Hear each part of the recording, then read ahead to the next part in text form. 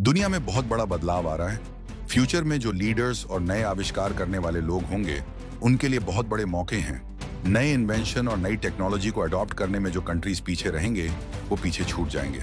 तो ये आप सबके लिए एक बहुत एक्साइटिंग टाइम है और आप सब इन मौकों का फायदा जरूर उठाएं। मुझे पता है कि इस समय पूरी दुनिया में ग्रोथ की रफ्तार धीमी है, लेकिन अब धीरे धीरे इसमें तेजी आ रही है। दुनिया में कई तरह के चेंज हो रहे हैं। उनमें से एक बड़ा चेंज एनर्जी सेक्टर में देखा जा रहा है। कल रात ही अमेरिका में इसका असर दिखा। तेल की प्राइसिंग गिरने को लेकर बहुत डिस्कशन हुई है और सच कहें तो ज्यादातर बातें नेगेटिव रही हैं। लेकिन साफ तौर पर देखें तो तेल के दाम गिरना ऐसी चीज है जिससे हमें खुश होना चाहिए। ऐसा समझिए कि तेल बेचने वालों से पैसा निकलकर तेल यूज करने वाले आम लोगों के पास आ रहा है। ये पूरी दुनिया के लिए टैक्स कम होने जैसा है। China, America, India, Korea, Japan, इन सब के लिए ये एक बहुत बड़ा मौका है। तेल सस्ता होने से दुनिया की इकोनॉमी को नुकसान नहीं होगा, बल्कि उसे आगे बढ़ावा मिलेगा। लेकिन इंटरेस्टिंग बात यह है कि तेल के दाम इतनी तेजी से गिरे हैं। बहुत कम समय में प्राइसिंग ऑलमोस्ट 85% तक गिर गई है।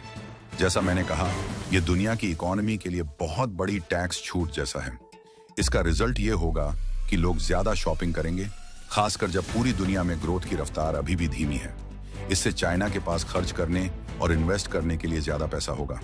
और चाइना के जिन कंट्रीज के साथ ट्रेड है, जिनमें अमेरिका भी शामिल है, उनके पास भी ज्यादा पैसा होगा। लेकिन ऐसा हुआ कैसे? ये बात बहुत से लोगों को चौंकाती है। जिस तरह 2008 में डेट क्राइसिस के आने के सिग्नल्स पहले से दिख रहे थे, लोगों ने देखा था कि डेट कितना बढ़ रहा है और एक बड़ा क्राइसिस आने वाला है। उसी तरह तेल इंडस्ट्री में जो चेंज आ रहे थे, उसके डेटा भी साफ नजर आ रहे थे। फिर भी ज्यादातर लोग इतनी दूर नहीं देख पाए। वो ये नहीं समझ सके कि क्या बदल रहा है और टेक्नोलॉजी ने एनर्जी सेक्टर को कैसे बदल दिया है।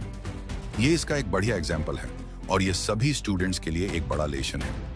मार्केट अक्सर नॉइज पर ध्यान लगाते हैं। टीवी पर क्या आ रहा है, रेडियो पर क्या कहा जा रहा है, इंटरनेट पर क्या चल रहा है, लेकिन कोई इस बात पर ध्यान नहीं देता कि लंबे समय में कौन से बड़े चेंज हो रहे हैं। तेल के मार्केट में ये ट्रेंड्स पिछले 3 साल से चल रहे थे। फिर भी आखिर ऐसा क्या हुआ कि सडनली इतना बड़ा बदलाव देखने को मिला, और किसी ने 1-2 साल पहले इसके बारे में क्यों नहीं बात की? आजकल टेक्नोलॉजी की बहुत चर्चा हो रही है कि ये हमारे बात करने के तरीके, मीडिया और इंटरनेट को कैसे बदल रही है।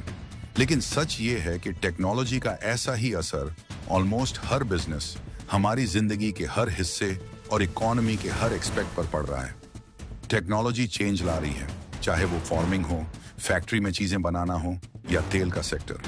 तेल को एक्सप्लोर और एक्सट्रैक्ट करने की नई टेक्नोलॉजीज जैसे हाइड्रोलिक फ्रैकिंग ने तेल इंडस्ट्री को बदल कर रख दिया है। दुनिया भर में तेल का रिजर्व बढ़ गया है।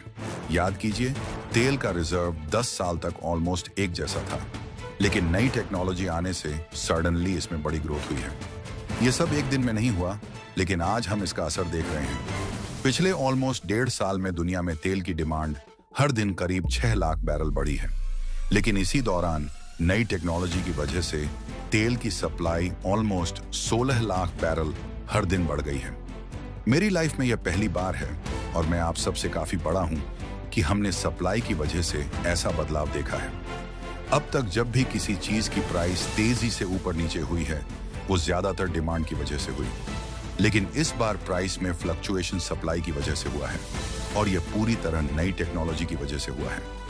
अभी तेल की प्राइसें अपने नए बैलेंस को सर्च करने के फेज में हैं। कल रात तेल की प्राइस $50 से भी नीचे चली गई। जैसा मैंने कहा, यह चेंज सप्लाई की वजह से हो रहा है। मुझे नहीं पता कि तेल की प्राइस कब और कहां स्टेबल होगी, लेकिन इतना साफ है कि अब तेल की प्राइस फिर से $100 पर जाकर वहां नहीं टिकेगी। हो सकता है तेल की प्राइस $75, $80 या शायद $65 के आसपास स्टेबल हो। तेल की प्राइस कम होने से अब उतना नया तेल नहीं निकाला जाएगा, और क्योंकि तेल सस्ता हो गया है, लोग ज्यादा तेल यूज करेंगे और इसकी डिमांड भी बढ़ेगी। तब तेल की प्राइस एक नए बैलेंस पर आकर टिक जाएगी।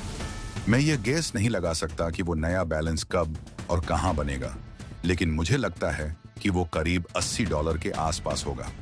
3 हफ्ते पहले मैं रियाद, सऊदी अरब, कुवैत और अबू धाबी में था। ये दुनिया में तेल के सबसे बड़े सेंटर्स हैं।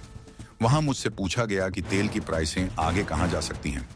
यह सुनकर मैं बहुत हैरान हुआ। सोचिए, हम दुनिया के सबसे बड़े तेल सेंटर में थे और वहां भी किसी को नहीं पता था कि तेल की प्राइस आगे क्या होगी।